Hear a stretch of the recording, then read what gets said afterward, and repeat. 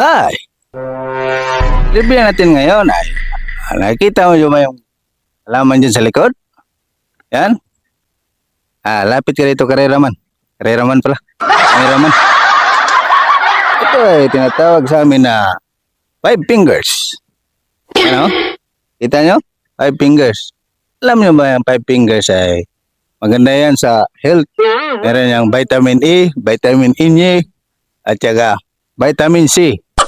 At maganda sa kalusugan. So, yun.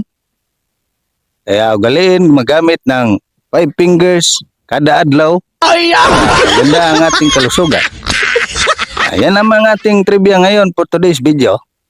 Ito ay si mga kamaw ang nagsasabi ang buhay ay wither-wither lang.